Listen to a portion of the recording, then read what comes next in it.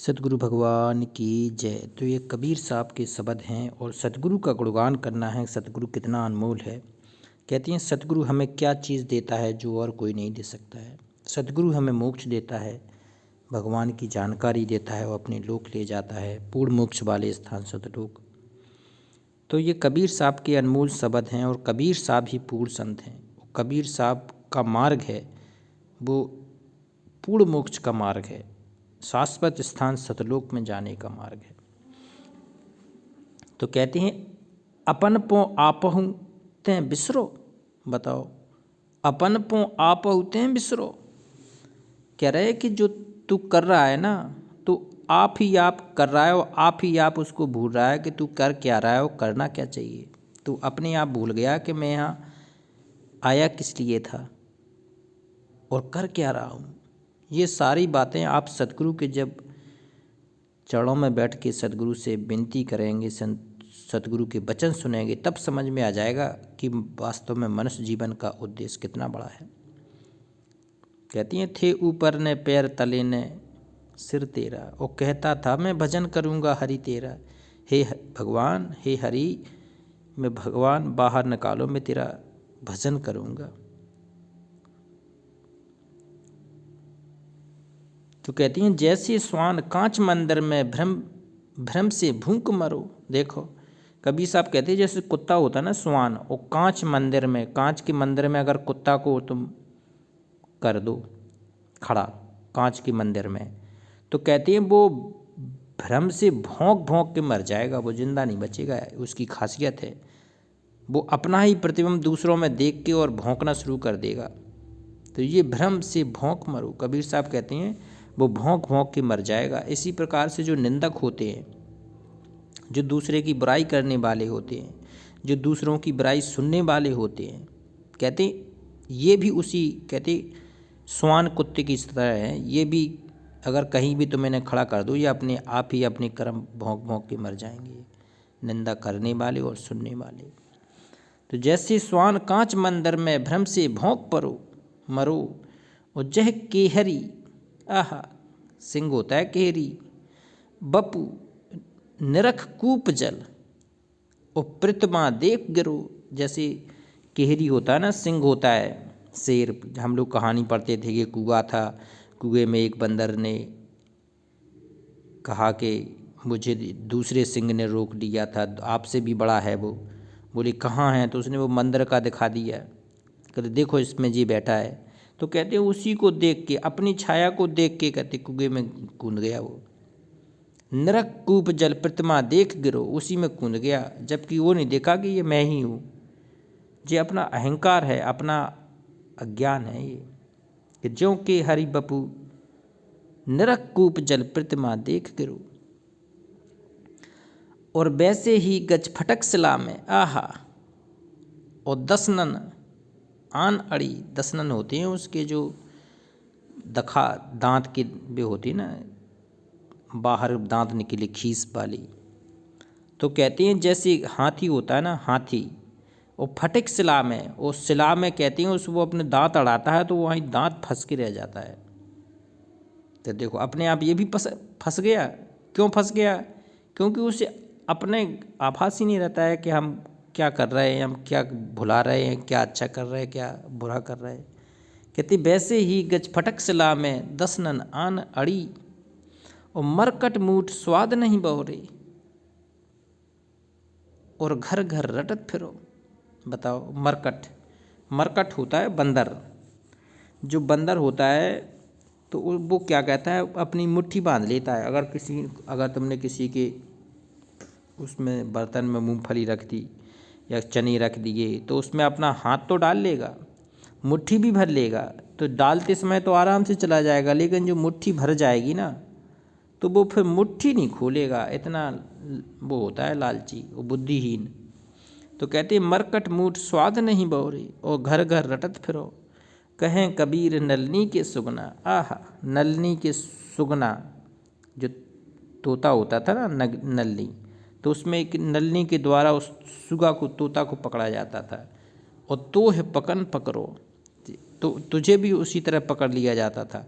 तो इन कबीर साहब इनके माध्यम से कहना चाहते हैं कि बेटा ये काल है ना, ऐसे ही तुझ अपने पाँव अपने हाथों अपने पड़ जाओगे अगर तुमने भक्ति नहीं की और सद्गुरु नहीं बनाया, तो तुम्हारा भी कहते वही हाल होगा जो इनके स्वान और केहरी और गज और मरकट का हुआ है।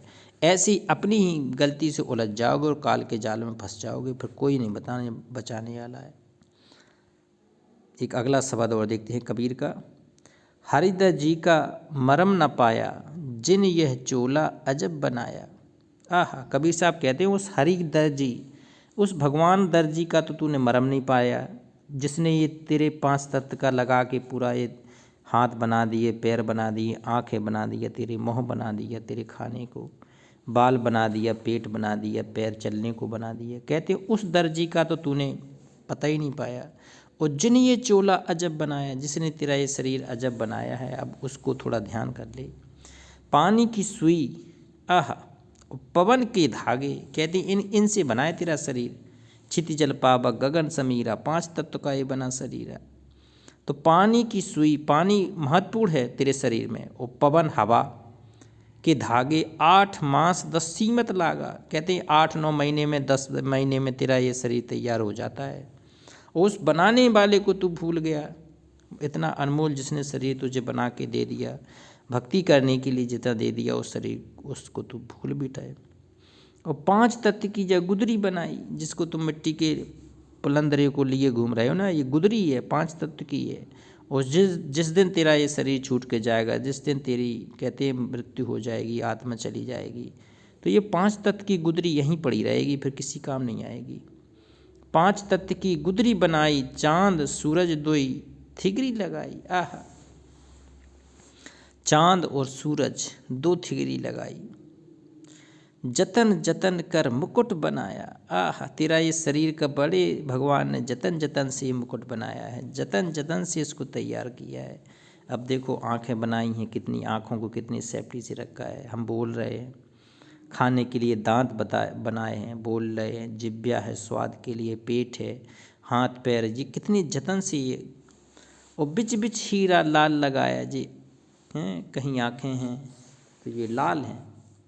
और आप ही सीबे आप बनावे, बताओ, अपने आप ही तो तू बनाने वाला है, आप ही बना सीता है, आप ही बनाता है। और प्राण पुरुष को ले पहराए, ये प्राण पुरुष सत्य पुरुष को पहराने वाले, प्राण पुरुष को ले पहरावे, कहे कबीर सोई जन मेरा। आहा, कबीर साहब कह रहे हैं कि बेटा हमारा तो कोई एका जन है जो चोले का करे निबेरा। ये शरीर रूपी चोले का निबेरा कर दे कि किसको बनाया किसने है और किस लिए बनाया था। ये तेरे लिए, ये तेरे लिए किस लिए इतना साजबाज बनाया, ये क्यों बनाया भगवान ने, इसका तू निबेरा कर ले।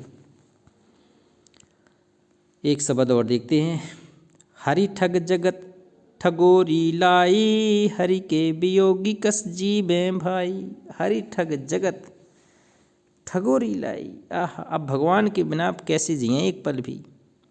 हरि के वियोगी कस जीवे भाई, कहते हैं बिना हरि के तो ठग जाएगा पूरा जीवन। अब कहते हैं अब हम कैसे जीऊँ उस हरि के वियोग में, बिना हरि के बिना अब नहीं जी सकते। कहते हैं हरि के वियोगी कस जीवे भाई, उस परमात्मा के बिना आप कैसे जीवें। का को पुरुष कौन का को नारी, अकथ कथा जम दुष्ट पसारी। आह, ये देखो जम को दुष्ट कहा है कबीर साहब ने, जम दुष्ट। कहती अकथ कथा जम दुष्ट पसारी। अब काल जम को कह रहे हैं कि ये दुष्ट है। का को पुरुष, और कौन किसकी है नारी। बताओ ये कैसे कोई पता चला है कि कौन किसका पुरुष और कौन किसकी नारी। और अकथ कथा जम दुष्ट पसारी, ये दुष्ट ने लगा दिया है कि ये तेरी पत्नी, ये तेरा पति, ये तेरे बेटी, ये तेरा बेटा है। ये अकथ कहानी है। का को पुत्र, कौन का को बापा, ओ कूरे मरे कुछ है संतापा। देखो कहते कौन किसका तो यहाँ पुत्र है और कौन किसका यहाँ बाप है, और कौन इसका बोले मरे को कहे सहे संतापा, इसका संताप कौन करेगा।